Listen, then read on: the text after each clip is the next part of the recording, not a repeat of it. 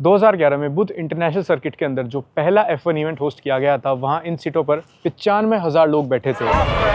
जो F1 के promoter थे, उनका कहना था कि साउथ ईस्ट एशिया में भारत F1 का सबसे बड़ा हब बनेगा। लेकिन फिर कुछ ऐसा हुआ जिसके बाद पिछले 14 सालों से इस वर्ल्ड क्लास रेस ट्रैक पर एक भी रेस होस्ट नहीं हुई और जो फॉर्मूला 1 वर्ल्ड चैंपियनशिप 2011 में भारत में आई थी, 2013 में उसने एग्जिट लेने के बाद दोबारा भारत की तरफ मुड़ के भी नहीं देखा।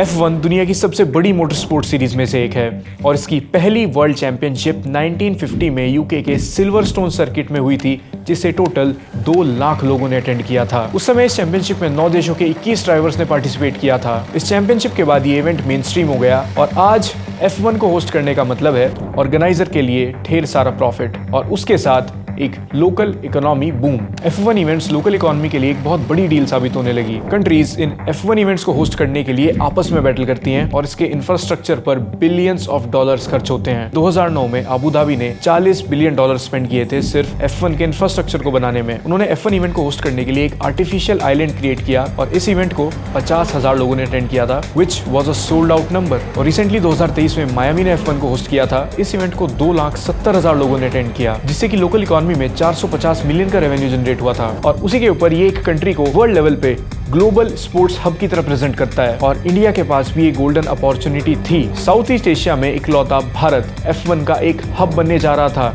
Over countries like Singapore, China and Japan. लेकिन 2011 में इस इवेंट को होस्ट करने के आफ्टरमैथ्स बहुत बुरे थे, जिसके बाद ये वर्ल्ड क्लास बुध इंटरनेशनल सर्किट आज तक अबैंडन पड़ा है। जब भी भारत और स्पोर्ट्स की डिबेट छिड़ती है तो सबसे ज्यादा आप एक पॉइंट सुनोगे कि भारत स्पोर्ट्स में इसलिए पीछे है क्योंकि यहाँ इंफ्रास्ट्रक्चर की कमी है, लेकिन एक ऐसा वर्ल्ड क्लास इंफ्रास्ट्रक्चर यूज ही नहीं हो रहा। BIC जैसे रेस ट्रैक को बनाना कोई आसान बात नहीं होती। बहुत सारे हर्डल्स के बाद एक बहुत बड़ी लागत लगा के ये रेस ट्रैक तैयार किया गया, एक ड्रीम के साथ कि भारत खुद को एक ग्लोबल स्पोर्ट्स हब की तरह प्रेजेंट करेगा। सब कुछ एकदम ट्रैक पे था। भारत ने अपना पहला ग्रैंड प्री होस्ट किया, वो सक्सेसफुल रहा, लेकिन उसके बाद ऐसा क्या हुआ कि आज ये ट्रैक बिल्कुल अनयूज्ड है। इन सीट्स पे एक समय 95,000 लोग चीयर किया करते थे, लेकिन ऑलमोस्ट 12 साल से BIC ट्रैक एकदम शांत पड़ा है। तो आज बात करेंगे इंडिया के ब्रोकन F1 ड्रीम के बारे में।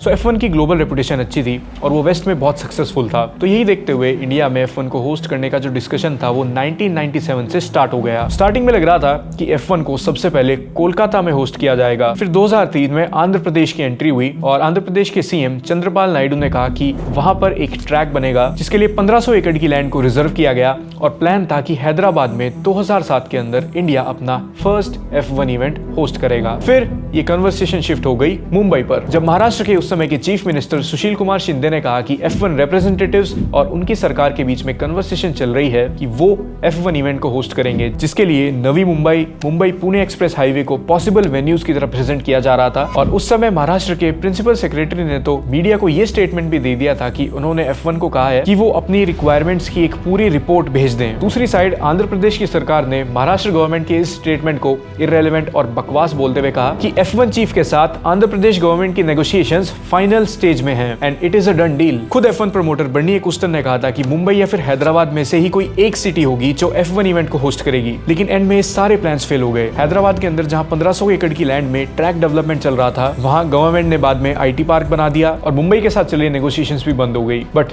F1 event was still a very big deal. उस समय की मोटर स्पोर्ट एसोसिएशन ने ये प्रिडिक्ट किया था कि F1 इवेंट भारत की इकोनॉमी पे एक $140 बिलियन का इंपैक्ट लाएगा और इससे 75,000 डायरेक्ट और इनडायरेक्ट जॉब्स क्रिएट होंगी और टिकट सेल से 25 करोड़ का एस्टिमेशन किया गया था। अब मुंबई और हैदराबाद में कैंसिल होने के बाद Indian Olympic association F1 host करने के लिए एक सिटी की सर्च में था, तो 2009 में एक एग्रीमेंट तक पहुंचे कि F1 इवेंट को गुड़गांव में होस्ट किया जाएगा, लेकिन 3 महीने बाद इसकी लोकेशन चेंज होकर ग्रेटर नोएडा कर दी गई। Who would have expected Noida में F1 जैसा ग्लोबल इवेंट। अब इस एग्रीमेंट के बीच पॉलिटिक्स में एक बहुत ही इंटरेस्टिंग चीज हुई। यूपी में हुए असेंबली इलेक्शंस में PSP जीत गई और उत्तर प्रदेश की नई चीफ मिनिस्टर बनी मायावती। अब यहाँ पर एंट्री हुई JP ग्रुप की। लोगों का मानना था कि JP ग्रुप के CEO जयप्रकाश गौर मायावती के काफी क्लोज थे, क्योंकि BSP की सरकार आते ही सारे मेजर प्रोजेक्ट्स JP को मिल गए। सबसे पहले उन्हें 165 किलोमीटर लंबा यमुना एक्सप्रेस बनाने का प्रोजेक्ट मिला। उसके बाद यूपी गवर्नमेंट ने JP ग्रुप को 6,000 एकड़ की लैंड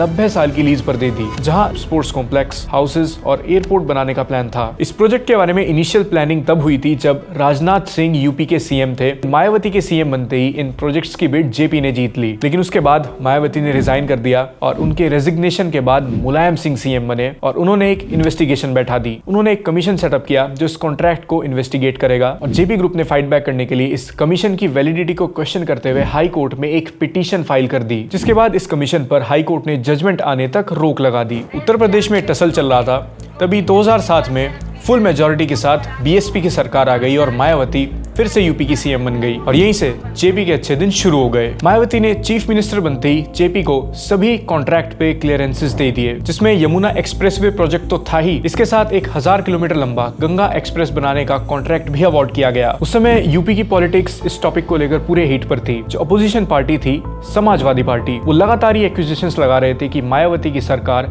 जेपी ग्रुप को फेवर कर रही है। इवन उनके लिए सरकारी रूल्स भी चेंज हो रहे हैं। ये एक टोटल हिपोक्रेटिकल एलिगेशन था, क्योंकि ऐसा नहीं था कि मुलायम सिंह की सरकार में जेपी ने प्रॉस्पर नहीं किया था, बल्कि मुलायम सिंह की सरकार में जेपी एक बड़ा सीमेंट प्रोड्यूसिंग जाइंट बना था। तो जेपी ग्रुप को अपने प्राइवेट प्रोजेक्ट्स के लिए जो लैंड एक्विजिशन करनी थी उसमें भी उन्हें ज्यादा मेहनत नहीं करनी पड़ी थी। और इन्हीं प्राइवेट प्रोजेक्ट्स में एक प्रोजेक्ट था Buddh International Circuit. Buddh International Circuit, Buddh International Circuit. Buddh International circuit.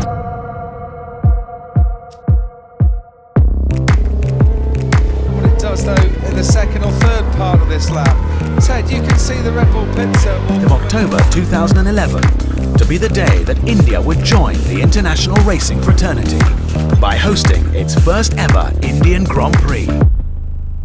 2007 में जेपी ग्रुप को F1 होस्ट करने के राइट्स भी मिल गए थे और अब गवर्नमेंट भी उनके फेवर में थी। अब बस एक काम बचा था, जेपी को F1 के कॉम्प्लायंसेस के साथ मैच करके एक F1 ट्रैक रेडी करना था। उनके बीच एक अग्रीमेंट हुआ जिसके तहत 2010 में पहला F1 इवेंट होस्ट करना था। इवेंट को होस्ट करने की डेडलाइन 2010 थी और इसके लिए जेपी ने 2008 में ही काम करना स्टार्ट कर दिया, लेकिन 2009 तक तो लैंड एक्विजिशन भी नहीं हो पाया। इसके दो मेजर रीजंस थे। फाइनेंशियल क्राइसिस के चलते ग्लोबल इन्वेस्टर्स मोटर स्पोर्ट में इन्वेस्ट ही नहीं करना चाहते थे। दूसरा, 2008 के मुंबई टेरर अटैक्स की वजह से ग्लोबल इन्वेस्टर्स के बीच एक डर का माहौल था। इन सब इवेंट्स की वजह से 2010 के F1 इवेंट को 2011 में पोस्टपोन करना पड़ा और फाइनली इस साल जेपी और फॉर्मूला 1 वर्ल्ड चैंपियनशिप के बीच एक अग्रीमेंट साइन हुआ। यहाँ पर होस्टिंग राइट्स के लिए एक $40 मिलियन की फीस रखी गई, यानी कि जेपी को हर साल ये अमाउंट पे करना होगा और साथ ही में 1 मिलियन के साथ आर्ट वर्क लाइसेंस का एग्रीमेंट साइन हुआ, जिसके अंडर जेपी को F1 को प्रमोट करने के लिए सभी ट्रेड राइट्स और इंटेलेक्चुअल प्रॉपर्टी के एक्सक्लूसिव राइट्स मिल गए। अब जेपी अपने बीआईसी में 2011 से लेकर अगले 5 साल तक F1 इवेंट को होस्ट करने वाला था, बट एक वर्ल्ड क्लास ट्रैक को तैयार करना, वो भी F1 स्टैंडर्ड के साथ कॉम्प्लाई करके, ये कोई आसान काम नहीं था, क्योंकि ग्लोबल मार्केट की कंडीशन भी बहुत ज्यादा खराब थी। तो जेपी को कोई एक्सटर्नल इन्वेस्टर नहीं मिला। पूरी मार्केट कंडीशन को इग्नोर करते हुए जेपी ने सेल्फ फंडिंग करने का डिसीजन लिया और इस सर्किट को बनाने में करीबन 2000 करोड़ रुपए खर्च हुए। 2011 में 2000 करोड़ रुपए। ट्रैक को बनाने के लिए 874 एकड़ लैंड को एक्वायर किया और एक जर्मन रेस ट्रैक हरमन टिल्के ने पूरे 5.1 किलोमीटर के इस ट्रैक को डिजाइन किया। इसी सेम डिजाइनर ने शंघाई और इस्तांबुल जैसी जगह पर ट्रैक को डिजाइन किया था। So this was a world class race track. फिर फाइनली 11 अक्टूबर 2011 में इस ट्रैक को इनॉग्रेट कर दिया गया और 30 अक्टूबर को यहाँ ट्रैक की पहली रेस हुई। Yeah, I mean these grids get more and more crowded. I've only been on a couple of them, but this is the most crowded. And this, you know, I think it's been a remarkable achievement actually, the Indian Grand Prix so far. You know, because it's not an easy country or an easy society in which to make this kind of thing work. And I think they've done remarkably well. लेकिन grand pre होने से पहले ही 2011 में अमित कुमार ने supreme court में एक PIL file कर दी और इस समय से F1 और जेपी के लिए मुश्किलें जो हैं वो शुरू हो गई थी। अमित कुमार ने कहा कि F1 एक एलीट स्पोर्ट है और गवर्नमेंट की तरफ से ये कोई भी एग्जेम्पशन डिजर्व नहीं करता। उन्होंने कोर्ट में ये भी कहा कि इसे टैक्स वेवर सिर्फ इसलिए दिया गया क्योंकि जेपी ग्रुप मायावती गवर्नमेंट के बहुत क्लोज है और कंपनी अगर एक इवेंट से पैसा कमाती है तो वो पुलिस और दूसरी सिविक फैसिलिटीज फ्री में यूज नहीं कर सकती। ऑनरेबल सुप्रीम कोर्ट ने PIL की हियरिंग के तुरंत बाद यूपी गवर्नमेंट से इस टैक्स एग्जेम्पशन को लेकर पूरी एक्सप्लेनेशन डिमांड की। इसके रिप्लाई में जेपी के MD और CEO समीर गौड़ ने कहा कि ये जो टैक्स एग्जेम्पशन उन्हें मिले हैं ये स्पेशल इकोनॉमिक जोन पॉलिसी का हिस्सा है, जिसके अंडर एंटरटेनमेंट पर सभी टैक्स एग्जेम्प्टेड होते हैं और F1 भी एक एंटरटेनमेंट इवेंट ही है। जिस पॉलिसी की समीर गौर बात कर रहे थे उसे मायावती गवर्नमेंट ने इकोनॉमिक डेवलपमेंट के लिए इंट्रोड्यूस किया था। बेसिकली इस पॉलिसी में टैक्स एग्जेम्पशंस और इजी लैंड एक्विजिशन शामिल थे, जिससे कंपनीज को ईज ऑफ बिजनेस प्रोवाइड किया जा सके। लेकिन अमित कुमार ने अपनी PIL में पहले ही कह दिया था कि अपने टैक्स एग्जेम्पशन के डिसीजन को जस्टिफाई करने के लिए ही मायावती सरकार ये पॉलिसी लेकर आई है। अब सुप्रीम कोर्ट ने मायावती गवर्नमेंट को एक नोटिस दे दिया, जिसके बाद अपोजिशन ने फुल फोर्स पे सरकार पर अटैक करना शुरू कर दिया। बीजेपी MP वरुण गांधी ने कहा कि यूपी जैसे गरीब स्टेट में F1 जैसे एक एलीट इवेंट को टैक्स एग्जेम्पशंस क्यों दिए जा रहे हैं। उन्होंने कहा कि सरकार ने जेपी को जो लो प्राइसेस पर लैंड दी है उसकी रियल वैल्यू क्या होगी, क्योंकि जेपी इस लैंड पर मॉल्स और सोसाइटीज बनाकर प्रॉफिट कमाएगी। यूपी में जेपी को दी गई लैंड डील्स पर समाजवादी पार्टी ने CBI इन्वेस्टिगेशन तक डिमांड की। मायावती और उनके भाई आनंद कुमार पर कॉर्पोरेट हाउसेस के साथ प्राइवेट रिलेशन होने और करप्शन से वेल्थ बनाने के एलिगेशंस लगाए गए। अब एक तरफ तो 2011 में F1 होस्टिंग से ठीक पहले ये पूरा लीगल बैटल चल रहा था और दूसरी तरफ फार्मर प्रोटेस्ट भी स्टार्ट हो गए, जिसने जेपी ग्रुप और F1 इवेंट को होस्ट करने की डिफिकल्टी को और बढ़ा दिया। ये प्रोटेस्ट इसलिए हुए थे कि सरकार ने सस्ते रेट्स पर लैंड बिल्डर्स को दे दी है। नोएडा के फार्मर लीडर नरेश यादव ने तो ये तक कह दिया कि नोएडा अथॉरिटी ने 200 एकड़ किसानों की जमीन इलीगली एक्वायर की है। और यहाँ फार्मर्स का स्टैंड ये था कि F1 जैसे इवेंट से उनका डायरेक्टली कोई फायदा नहीं होगा। फार्मर्स ने तो यहाँ तक धमकी दे दी थी कि अगर उनकी डिमांड्स ना सुनी गई तो वो F1 के टिकट्स खरीद कर रेस को डिसरप्ट कर देंगे। अब इस तरह से रेस डिसरप्ट होना ग्लोबल लेवल पे एक बहुत बड़ी एम्बैरेसमेंट की बात है। लेकिन इसके बाद भी जेपी स्पोर्ट्स ने फार्मर के सभी थ्रेट्स को डिसमिस करते हुए कहा कि ये सब पब्लिसिटी स्टंट्स हैं। लेकिन 29 मार्च 2011 को फिर फार्मर्स का एक ग्रुप रेस वेन्यू की तरफ क्रिकेट खेलने के लिए मार्च करता है, जिसके बाद 30 लोग अरेस्ट हो जाते हैं। फार्मर्स ने रेस ट्रैक पे एक स्ट्रे डॉग भी छोड़ दिया था, जो ऑर्गेनाइजर्स के लिए एक बहुत बड़ी एम्बैरेसमेंट बनी। फॉरेन मीडिया ने भी इसे रिपोर्ट किया। सुप्रीम कोर्ट अब टैक्स एग्जेम्पशन इश्यूज की हियरिंग के बाद फाइनल जजमेंट से पहले टिकट सेल्स के टोटल रेवेन्यू का 25% एक सेपरेट अकाउंट में रखने का ऑर्डर देता है और इस कंडीशन के साथ फाइनली रेस को अलाउ कर दिया जाता है। भारत ने पहली बार अपने F1 इवेंट को होस्ट किया।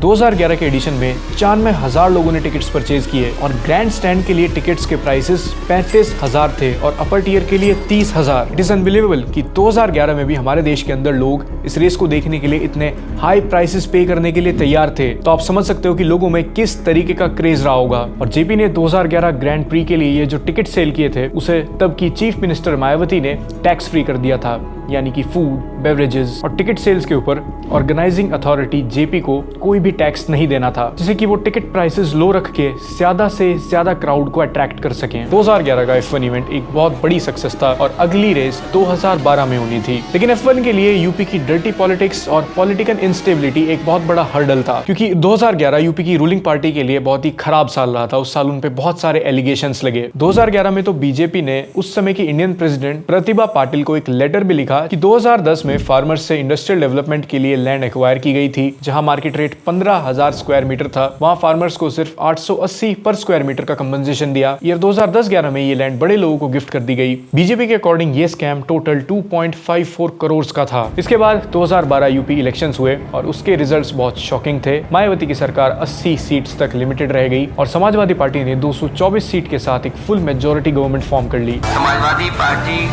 को जात धर्म से ऊपर उठ करके वोट मिला है। ये पूरी पार्टी चाहती है, कार्यकर्ता चाहते हैं कि नेताजी मुख्यमंत्री बने। अब F1 इवेंट का टफ टाइम स्टार्ट हो गया जब अखिलेश यादव ने एक कमेटी फॉर्म की, जिसका काम था सरकार के रेवेन्यू को बढ़ाना। अब इस कमेटी को उस समय के minority affairs minister Azam Khan lead कर रहे थे, जो अपने आप में एक बहुत कंट्रोवर्शियल फिगर हैं for all the wrong reasons. इस कमेटी ने बताया कि नोएडा में होने वाले F1 इवेंट को टैक्स फ्री ना रखा जाए, बल्कि इसे हेवीली टैक्स किया जाए, ताकि उस टैक्स के पैसे को पब्लिक वेलफेयर में यूज किया जा सके। उधर 2012 की ग्रैंड प्री टिकट सेल्स सिर्फ 60,000 पर ही रुक गई, जहां 2011 में 90,000 टिकट्स बिके थे। 2011 के कंपैरिजन में 12 वाला F1 इवेंट एक डिजास्टर था। सबसे पहले तो जेपी को अपनी टिकट सेल करने के लिए 30% प्राइसेस कट करने पड़े। रेवेन्यू कलेक्शन में एक बड़ा ड्रॉप था और 2012 के स्टार्टिंग में ही उन्हें $40 मिलियन की एक फीस पे करनी थी। और 2012 की स्टार्टिंग में ही जेपी ने 40,000 करोड़ के गंगा एक्सप्रेस प्रोजेक्ट से भी फार्मर प्रोटेस्ट और एनवायरमेंटल क्लियरेंसेस इश्यूज के चलते विड्रॉ कर लिया था। फिर नेक्स्ट ईयर F1 2013 एडिशन को होस्ट किया जाना था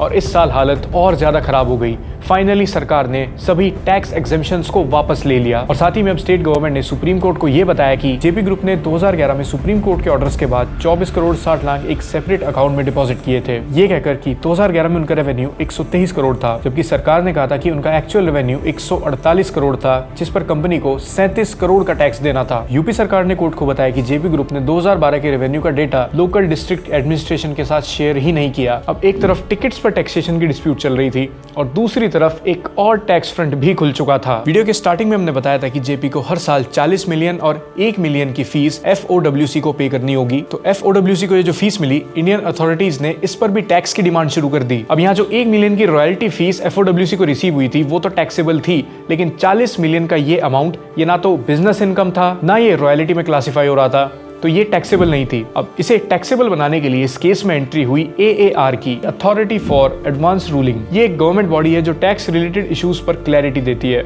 अब यहाँ FOWC और जेपी दोनों का कहना था कि इस 40 मिलियन की इनकम पर टैक्स ना लगे, क्योंकि FOWC ऑलरेडी यूके में टैक्स दे रहा था और डबल टैक्सेशन को अवॉइड करने के लिए ही FOWC ने एक double taxation avoidance agreement sign भी कर रखा है। और साथ ही में FOWC का इंडिया में कोई भी परमानेंट एस्टेब्लिशमेंट नहीं था और इंडियन लॉज के अकॉर्डिंग फॉरेन एंटिटीज इंडिया में तभी टैक्स देंगी जब यहाँ उनका कोई परमानेंट एस्टेब्लिशमेंट होगा, जैसे कि ऑफिस। लेकिन इन सब कंडीशंस के बाद भी AAR ने इस $40 मिलियन की इनकम को टैक्सेबल बना दिया, जस्टिफिकेशन देते हुए कि जेपी ने उनके ट्रेडमार्क्स और लोगों के नाम को यूज किया है और 40 मिलियन उसी के लिए दिए गए हैं। यानी इस 40 मिलियन के अमाउंट को एक रॉयल्टी फीस की तरह ट्रीट किया गया, which was unfair। जेपी और FOWC के सेकंड आर्गुमेंट के साथ AR अग्री किया और जो भी रेवेन्यू इवेंट से जनरेट हुआ था उस पर टैक्स ना लगाने की बात की गई, क्योंकि FOWC का इंडिया में कोई ऑफिस नहीं था तो उनकी इस रेवेन्यू को एक बिजनेस इनकम की तरह ट्रीट नहीं किया जा सकता। लेकिन इस $40 मिलियन की अमाउंट पर टैक्स देना एक लॉस डील थी, जिसके लिए उन्होंने हाई कोर्ट को अप्रोच किया। शॉकिंगली ऑनरेबल हाई कोर्ट यहाँ डायरेक्ट डिसएग्री करता है। हाई कोर्ट का कहना यह था, इस बात से फर्क नहीं पड़ता कि FOWC की इंडिया में कोई परमानेंट एस्टेब्लिशमेंट है या नहीं, उन्होंने इंडिया में बिजनेस करके जितना भी पैसा कमाया है उस सारी इनकम पर टैक्स लगाया जाएगा। और इस मैटर पर सुप्रीम कोर्ट का यह कहना था कि कुछ दिनों के लिए BIC पर FOWC का फुल कंट्रोल था। वही लोग डिसाइड कर रहे थे कि इवेंट कब से कब तक चलेगा, कौन एंट्री करेगा, और वो लोग BIC के स्टाफ को भी कंट्रोल करते थे। तो इस चीज को एक फिजिकल एस्टेब्लिशमेंट की तरह ही ट्रीट किया जाएगा और उन्हें 2011 से 13 तक हुई पूरी इनकम पर 40% टैक्स प्लस इंटरेस्ट देना होगा। इसी के साथ जीरो गवर्नमेंट सपोर्ट के चलते जब जेपी ने यूनियन स्पोर्ट्स मिनिस्ट्री से डिसेंबल्ड F1 कार्स, गियर्स और दूसरी चीजों को इंडिया में इंपोर्ट करने पर कस्टम टैक्स वेवर्स मांगे, तो स्पोर्ट्स मिनिस्ट्री ने इस रिक्वेस्ट को भी रिजेक्ट कर दिया और कहा कि F1 कोई स्पोर्ट्स इवेंट नहीं है बल्कि एंटरटेनमेंट और कमर्शियल इवेंट है, इसीलिए इस पर कस्टम ड्यूटी वेवर्स नहीं दिए जा सकते। जबकि स्पोर्ट्स मिनिस्ट्री ने वर्ल्ड कप और कॉमनवेल्थ गेम्स के समय इन वेवर्स को अलाउ कर दिया था। दुनिया भर के टैक्स डिस्प्यूट्स, इनएफिशिएंट ब्यूरोक्रेसी और जीरो गवर्नमेंट सपोर्ट की वजह से 2015 में F1 ने इंडिया से पुल आउट कर लिया। जेपी ग्रुप के CEO समीर गौड़ ने मीडिया को कहा कि बिना स्टेट और सेंट्रल गवर्नमेंट की परमिशन के F1 जैसे मैसिव इवेंट्स को होस्ट करना इम्पॉसिबल है। जेपी को बहुत सारे टैक्स नोटिस आए और 2020 में तो पेंडिंग लैंड ड्यूज के चलते PIC को सील भी कर दिया गया। लेकिन 2014 के इलेक्शंस के बाद जब सेंट्रल गवर्नमेंट चेंज हुई तो अगले ही साल मोटर स्पोर्ट इवेंट को स्पोर्टिंग कैटेगरी में रख दिया गया, यानी अब इन्हें एंटरटेनमेंट नहीं बल्कि एक स्पोर्ट्स की तरह रिकॉग्नाइज किया जाएगा। और 2023 में BIC के अंदर योगी गवर्नमेंट के कोऑर्डिनेशन और सपोर्ट के साथ MotoGP के इवेंट को होस्ट भी किया गया, which was a successful event। UP government ने अगले 3 सालों तक MotoGP इवेंट को 50% तक फंड किया है और इस इवेंट को MotoGP भारत के नाम से होस्ट किया जाएगा। लेकिन इसके साथ एक बैड न्यूज ये है कि इन फ्यूचर F1 के इंडिया में आने के कोई भी प्लान्स नहीं है और हमारा ये वर्ल्ड क्लास इंफ्रास्ट्रक्चर आने वाले कई सालों तक भी इस्तेमाल नहीं हो पाएगा। Corruption, greed, inefficient bureaucracy, government support का ना होना, ये चीजें स्पोर्ट्स के साथ साथ भारत को और भी बहुत सारे फील्ड्स में रिस्ट्रिक्ट कर रही हैं। अभी तो फ्यूचर के लिए हम होप ही कर सकते हैं कि हमारी गवर्नमेंट F1 के साथ कोई डील नेगोशिएट करने में सक्सेसफुल हो जाए और PIC में फिर से F1 के इवेंट को होस्ट किया जाए, क्योंकि भारत में F1 की बहुत बड़ी फैन फॉलोइंग है। तो खैर आज की इस वीडियो में इतना ही। अगर आपको ये वीडियो पसंद आया होगा तो चैनल को सब्सक्राइब करना, वीडियो को लाइक करना। मिलेंगे अगले वीडियो में। Good bye.